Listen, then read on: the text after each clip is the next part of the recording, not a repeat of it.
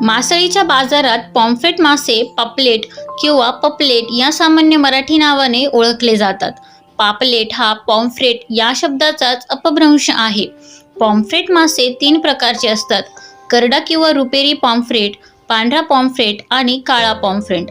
करडा आणि पांढरा पॉम्फ्रेट हे स्ट्रोमॅटिइडी या मत्स्यकुलातले असले तरी 2 वेगळे वंशाचे आहेत.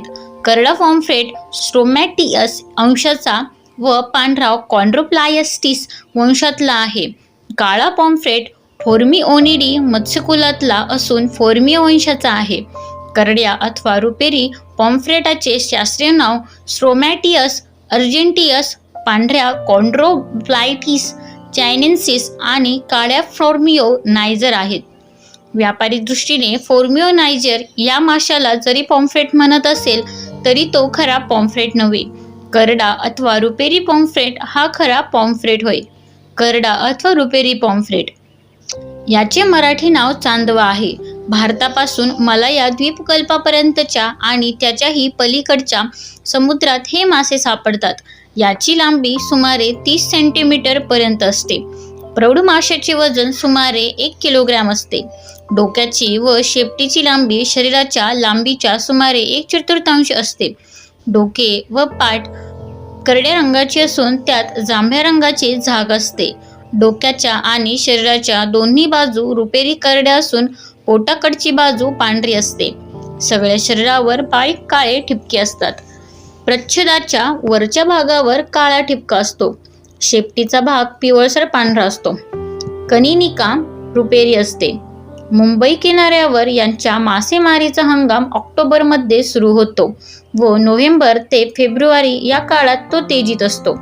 या अवधीत हे मासे फार मोठ्या प्रमाणावर पकडले जातात.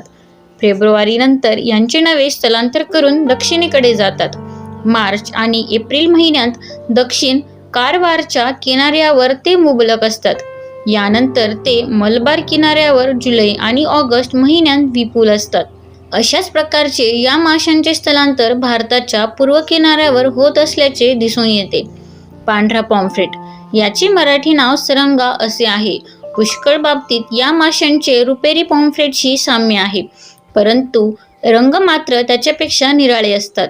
हा मासा गडद करड्या रंगापासून तो फिक्कट तपकिरी करड्या रंगांपर्यंत कोणत्याही रंगछटेचा असू शकतो. खालच्या बाजूचा रंग रुपेरी असून त्यात धातूच्या चमकीप्रमाणे छटा असतात. सर्व शरीरावर तपकिरी ठिपके असतात. पिल्लांचे पर काळे असतात. नैऋत्य मान्सूनच्या काळात मलबार किनाऱ्यावर हे मासे विपुल असतात. बंगालच्या उपसागराच्या उत्तर भागातही ते मोठ्या प्रमाणावर सापडतात. काळा पॉम्फ्रेट याचे मराठी नाव हलवा हे आहे. हा मासा रुपेरी आणि पांढरा पॉम्फ्रेटांच्या कुलातला नसून भिन्न कुलातला आहे, पण दिसायला तो बराचसा रुपेरी पॉम्फ्रेटासारखाच असल्यामुळे मासळी बाजारात यालाही पॉम्फ्रेट हे नाव मिळालेले आहे. धन्यवाद.